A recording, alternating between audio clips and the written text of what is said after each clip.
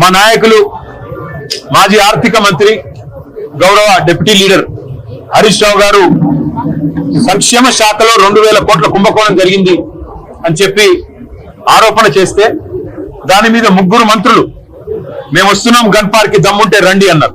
ఇక్కడ హరీష్ రావు గారు బయలుదేరితే మరి వాళ్ళే పోలీసు వాళ్ళకు ఫోన్ చేసి మరి భయపడ్డారేమో.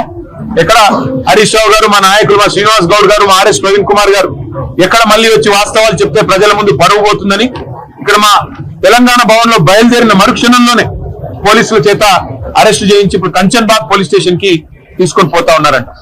నేను రాష్ట్ర మంత్రులను అడుగుతా ఉన్నా.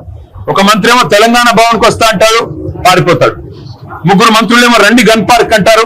మా వాళ్ళు గన్ పార్క్ బయలుదేరితే మా నాయకులు మీరు మమ్మల్ని అరెస్ట్ చేయిస్తారు. ఇంత భయం ఎందుకు? చేతనైతే అసెంబ్లీ పెట్టండి, కావాలంటే ఒక రోజు అసెంబ్లీ ప్రత్యేక సమావేశం పెట్టండి, పెట్టి అప్పులేదు. ఎందుకంటే అక్కడన్నా కనీసం మీ స్పీకర్ గారు మీకు రక్షణగా ఉంటారు. మాకు ఎట్లాగో మైక్ ఇవ్వకుండా మీకే మైక్ ఇచ్చి 1కి 10 సార్లు ఎట్లాగో మీకు బయట మాతో బహిరంగ వేదికల మీద కానీ బహిరంగంగా మీడియా ముందు కానీ చర్చించే దమ్ము ఈ ప్రభుత్వానికి లేదు, ముఖ్యమంత్రికి లేదు, మంత్రులకు లేదు. పిరికి పందలు చేతగాని దద్దమ్మలు అనే మాట తేలిపోయింది.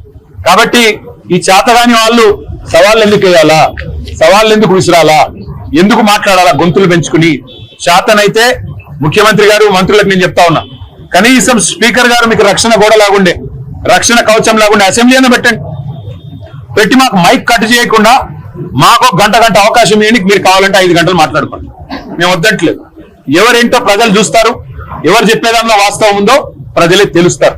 అంతేగాని ఈ చేతగాని డైలాగులు, మళ్ళీ చేతగాని సవాళ్లు విసిరి పారిపోవడం, దీనివల్ల ప్రజాక్షేత్రంలో మీ డొల్లతనం, ప్రజాక్షేత్రంలో మీ అసమర్థత, మీ అవినీతి మళ్ళొకసారి మీరే చెప్పుకున్నట్టు అయిందని చెప్పి కూడా తెలియజేస్తూ